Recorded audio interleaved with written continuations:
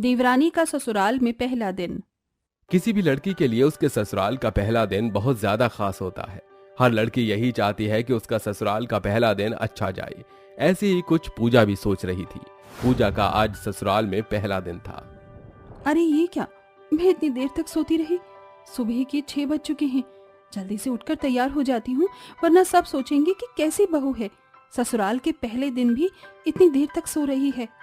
पूजा जल्दी से रेडी हो जाती है और सबके लिए नाश्ता बनाने लगती है। तभी रेनू उसके पास आती है। अरे तुम उठ गई? कोमल, संजना और आशा भी अब किचन में आ जाती हैं। खुशबू तो बहुत अच्छी आ रही है। क्या बन रहा है खाने में? भाभी, सबके लिए हलवा बना रही हूँ। क्या हलवा? ये कौन बनाता है? लेकिन भाभी, आज मेरा ससुराल में पहला दिन है और नई नवेली बहू तो हमेशा हलवा ही बनाती है अपनी पहली रसोई में। पूजा, ये हलवा एक मिडिल क्लास डिश है। हमारे यहाँ नई नवेली बहू कस्टर्ड, रसमलाई जैसी चीजें बनाती है, ना कि हलवा। आशा, तुम भी किसे समझा रही हो? हम शहर के रहने वाले हैं और ये ठहरी गांव की। इसे क्या पता कि कस्टर्ड रसमलाई क्या होती है? शायद इसने तो पहले इन चीजों का नाम भी नहीं सुना होगा। चारों जेठानियां बेचारी पूजा का मजाक बनाकर वहां से चली जाती है। पूजा उन्हें कुछ नहीं कहती और चुपचाप से अपनी पहली रसोई का खाना बनाने लग जाती है। अब सब खाना खाने के लिए डाइनिंग टेबल पर बैठते हैं। अरे वाह बहू, खाना तो बहुत अच्छा बना है। तुम्हारे माता पिता ने सही कहा था, तुम्हारे हाथों में तो जादू है। चलो अच्छा है, कम से कम तुम्हें खाना बनाना तो आता है, वरना मुझे तो लगा इतने गरीब परिवार के होने के बाद शायद तुम्हें अच्छा खाना बनाना नहीं आता होगा। आशा, ये कैसी बात कर रही हो तुम? माँ जी, आशा सही तो कह रही है। पूजा है भी तो इतने गरीब घर की, ऊपर से गांव की, तो कहाँ इसे कुछ इतना पता होगा? बड़े लोग कैसे रहते हैं, कैसे खाते हैं? अपनी पत्नी का ऐसा मजाक बनते हुए अमन को गुस्सा तो बहुत आता, लेकिन रिश्ते में छोटे होने की वजह से वो अपनी भाभी को कुछ नहीं कह पाता है। शालिनी एक बहुत अच्छी सास थी। वो अपनी छोटी बहू पूजा के साइड रहती थी और ऐसे ही पूजा का ससुराल का पहला दिन खत्म होने को आता है। पूजा, क्या तुम हम सब के लिए कुछ भी नहीं लाए हो अपने मायके से? नहीं भाभी, ऐसा नहीं है। मेरी माँ ने आप सबके लिए साड़ी भेजी है। अच्छा, तो दिखाओ साड़ी, हम भी तो देखे गांव में कैसी साड़ी पहनते हैं। हम तो हमेशा ब्रांडेड साड़ी ही पहनती हैं। पूजा अपने बैग से सबके लिए साड़ी निकालती है। साड़ी तो बहुत सुंदर है, लेकिन इतनी महंगी और सुंदर साड़ी तुम्हारे घर वाले लाए कहाँ से? मैं तो भाई ये वाली साड़ी लूंगी। लेकिन भाभी, ये साड़ी तो माँ ने मुझे दी थी। पूजा, क्या तुमने अपने आप को कभी देखा है? ये साड़ी गोरे लोगों पर अच्छी लगेगी, ना कि तुम जैसी काली पर। मेरा रंग देखो कैसा है। ये साड़ी मुझ पर अच्छी लगेगी, ना कि तुम पर। कोई बात नहीं भाभी, आपने सही कहा, ये साड़ी आप पर ही अच्छी लगेगी। पूजा उदास मन से वो साड़ी संजना को दे देती है और ऐसे ही पूजा का ससुराल में पहला दिन निकल जाता है। अगले दिन पूजा, कोमल, आशा, रेनू, संजना, कहाँ हो सब? यहाँ आओ। क्या हुआ माँ जी? लखनऊ वाली बुआ की तबीयत खराब हो गई है, इसीलिए मैं और तुम्हारे ससुर जी उन्हें देखने के लिए लखनऊ जा रहे हैं। तो हम कुछ दिन के बाद ही घर वापस आएंगे और अमन भी बिजनेस की वजह से कुछ दिनों के लिए बाहर जा रहा है, इसलिए तुम पांचों को ही पीछे से सारा घर देखना है। ठीक है माँ जी, आप आराम से जाइए, हम सब संभाल लेंगे। शालिनी, नरेश लखनऊ से निकल जाते हैं और अमन भी अपनी बिजनेस ट्रिप के लिए निकल जाता है।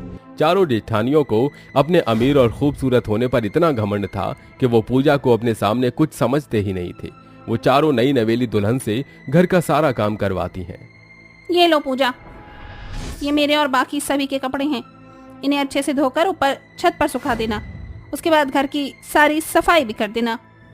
पूजा को काम थमाकर संजना बाकी जेठानियों के साथ बैठकर आराम से बातें करने लगती है और पूजा अपने गांव के तरीके से कपड़े को थपकी देकर धो रही होती है कि तभी थपकी की आवाज सुनकर सारी जेठानियां बाथरूम की तरफ आती हैं। अरे ये क्या, ऐसे कपड़े कौन धोता है?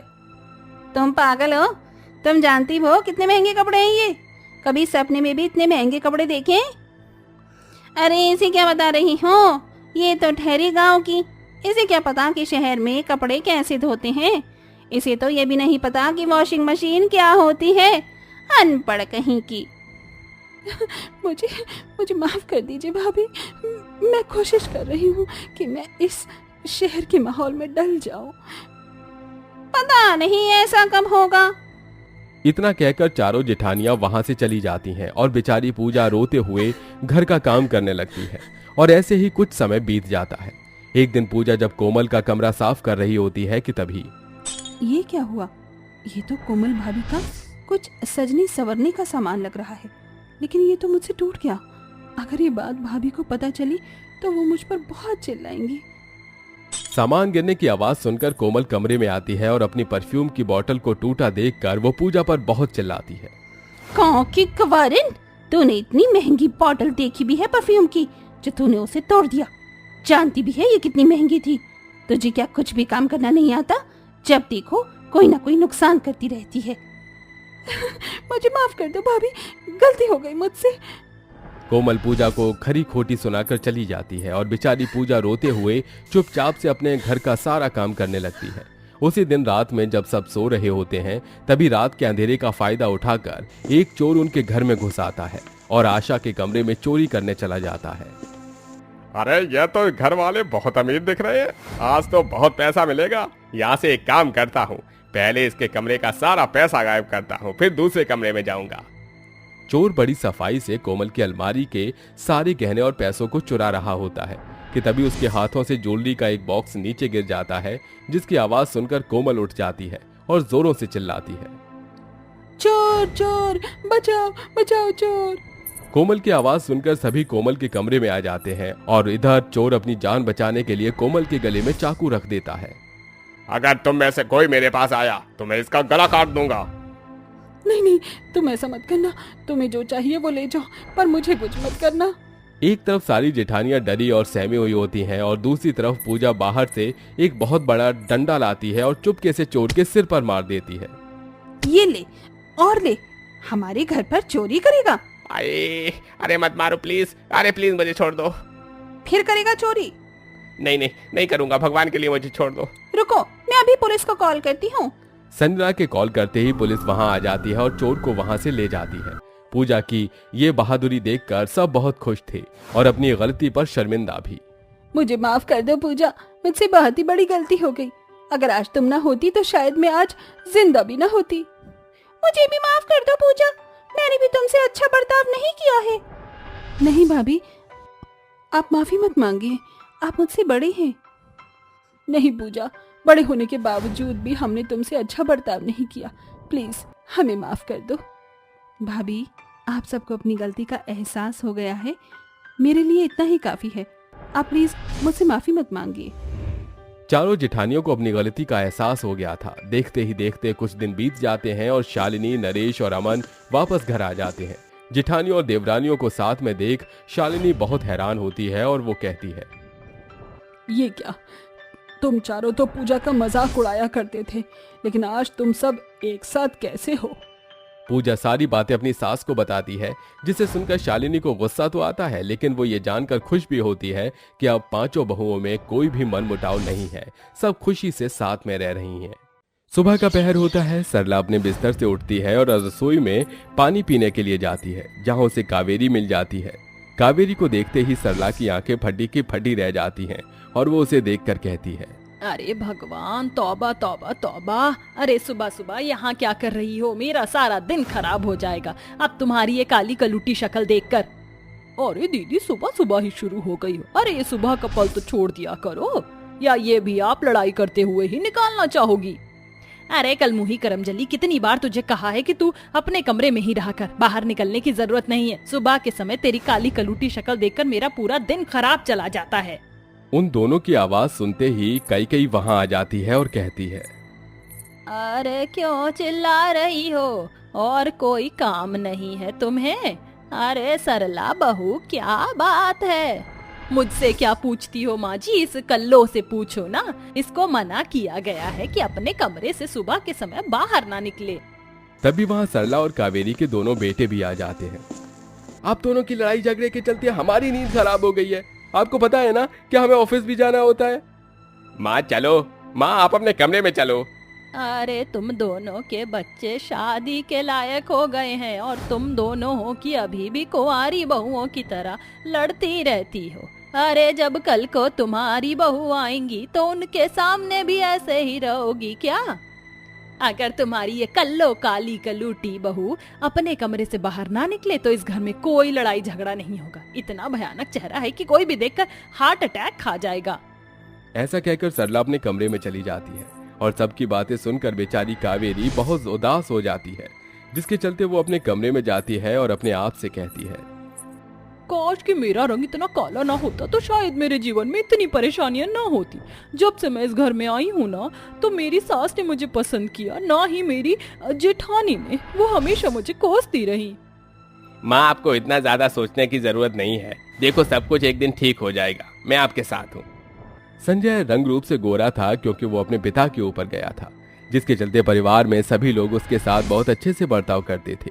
लेकिन वहीं बेचारी कावेरी के पीछे घर में रोजाना किसी न किसी बात पर कलेश होता ही रहता।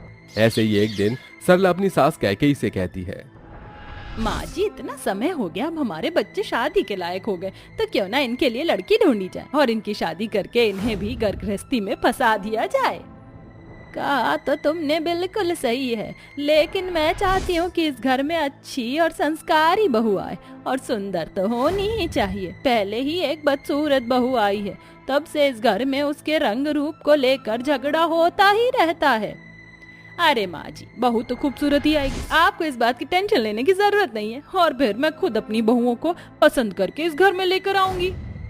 अच्छा ऐसी बात है तो फिर तो मैं जानती हूँ इस घर में अब जो भी बहू आएगी वो साधारण नहीं बल्कि अमीर के साथ साथ सुंदर भी होगी। बहू जो तुझे ठीक लगे वो करना। ऐसा कहकर कैकेयी वहां से चली जाती है, जिसके बाद सरला अनूप और संजय दोनों की तस्वीर और कुंडली पंडित को भिजवा देती है। अगले ही दिन पंडित घर पर आ जाते हैं। अरे आपके दोनों बेटों के लिए मैंने ये लड़कियां पसंद की हैं। फोटो देखने के बाद सरला कहती है, ये सब क्या है पंडित जी? कहा था ना बहू गोरी ही होनी चाहिए, ये काली बहू नहीं चलेगी। जैसे ही सरला फोटो को फेंकती है वैसे ही कावेरी उस फोटो को उठा लेती है और उस फोटो को देखकर कहती है, बड़ी ही सुंदर और सुशील लड़की है, ये तो मेरे संजय के साथ जिंदगी भर साथ निभा पाएगी। अरे पंडित जी आप एक काम कीजिए, मेरे बेटे के लिए इस लड़की के घर वालों से बात कीजिए। तेरा दिमाग खराब हो गया का कावेरी? इतनी काली बदसूरत लड़की को तू अपने इतने चांद जैसे लड़के के साथ बांधना चाहती है? जो तेरे साथ हुआ है उसके आने के बाद उसके साथ भी होगा, इस बात को याद रखियो। मुझे पता है कि मेरे बेटे के लिए क्या अच्छा है और क्या बुरा है। माना कि आज तक आप मेरे ऊपर हुक्म चलाती रही हो, मैंने तुम्हारी सारी बातें सुनी है, लेकिन अब मैं और नहीं सुन सकती। मेरे बेटे की जिंदगी का फैसला मैं खुद करूंगी। कावेरी की बातों से सरला को बहुत तेज गुस्सा आता है, जिसके बाद वो चीख चीख कर कैकेयी को बुलाती है। माँ जी कहाँ हो आप? जल्दी से यहाँ पर आओ, मुझे आपसे जरूरी बात करनी है। सरला के पुकारने के बाद वहाँ पर कैकेयी भी आ जाती है। क्या हुआ बहू? ये सब क्या चल रहा है यहाँ? इस काली चुड़ैल को कुछ ज्यादा ही चर्बी चढ़ गई है, लेकिन अब मैं और बर्दाश्त नहीं कर सकती। मैं जितना बर्दाश्त कर सकती थी मैंने किया। माँ जी अब इस घर का बंटवारा होगा, तभी मैं अपने बेटे की बारात लेकर आऊंगी, क्योंकि मैं नहीं चाहती कि इन काली सास बहू का काला साया मेरे परिवार पर पड़े। क्या कहा? बहू घर का बंटवारा? लेकिन घर का बंटवारा करवाने की क्या जरूरत है? घर का बंटवारा होते ही पूरा घर बिखर जाएगा जेठानी जी, ऐसा मत करो। आने वाले वक्त पर हम दोनों सास बन जाएंगे तो हमारी बहुओं के लिए ऐसा ठीक नहीं होगा। मैंने कह दिया सो कह दिया, इस घर का बंटवारा होकर ही रहेगा।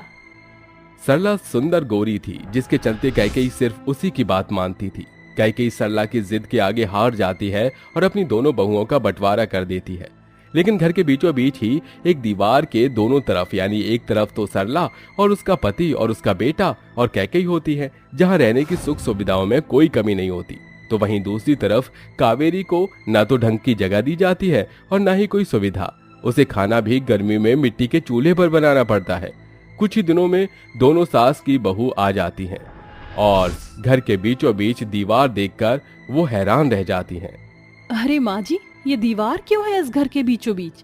अरे मैंने तो अपनी जिंदगी काट ली उस बदसूरत औरत की शक्ल देख देख कर, लेकिन अब मैं तेरी जिंदगी उन काले पीले लोगों में कटने नहीं दूंगी, इसलिए मैंने उन्हें अलग करवा दिया, यानी इस घर का बंटवारा हो गया। अच्छा माँ जी फिर तो एक घर में मेरा हिस्सा भी होना चाहिए, यानी कि आपके बंटवारे में से मेरा बंटवारा होना चाहिए। ये सुनकर सरला को बहुत अजीब लगता है। उस दिन के बाद से सरला की बहू मोनिका बंटवारे के पीछे पड़ जाती है। वहीं दूसरी तरफ वो ना तो समय से उसको नाश्ता देती और ना ही घर का कोई काम करती। लेकिन बंटवारे की दूसरी तरफ यानी कि कावेरी के घर में उसकी काली बहू उसकी रोज सुबह शाम सेवा पानी करती और सारे काम खुद करती। ये देखकर सरला को बहुत बुरा लगता है। मेरी बहू कितनी कामचोर है, एक काम को हाथ नहीं लगाती, ऊपर से सारे काम मुझे ही करने पड़ते हैं, यहाँ तक कि अपनी सास का भी। लेकिन मेरी देवरानी की बहू देखो, काली है लेकिन घर के सारे काम करती है, उसकी देख रेख करती है। सीधे स्वभाव से कहा जाए तो बहुत अच्छी बहू है। सरला हर बात पर अपनी बहू को चंदा से कंपेयर करने लगती, जिसके चलते एक दिन मोनिका गुस्से से अपनी सास से कहती है, बहुत हुआ माँ जी, एक काम कीजिए, आप चंदा को ही अपनी बहू बना लीजिए, क्योंकि आपको मैं नहीं बल्कि ये काली कलूटी पसंद है। ये सुनते ही सरला को गुस्सा आता है और वो मोनिका के मुंह पर तमाचा मारती है। आज से कोई बंटवारा नहीं होगा, मैं इस दीवार को ही तोड़ दूंगी। जो मैंने गलती की अब मैं आगे नहीं होने दूंगी। अरे तुमसे लाख गुना अच्छी है चंदा, कम से कम उसे अपनी सास की कदर तो है, तुम्हें तो वो भी नहीं है। एक चांटा खाते ही मोनिका की बुद्धि ठीक हो जाती है। वहीं दूसरी तरफ सरला बंटवारे की दीवार को तोड़ देती है और कावेरी को गले से लगाकर उससे माफी मांगती है, जिसके बाद उन दोनों सास के बीच सब कुछ ठीक हो जाता है और उनकी दोनों बहू भी अच्छे से सबके साथ रहने लगती हैं।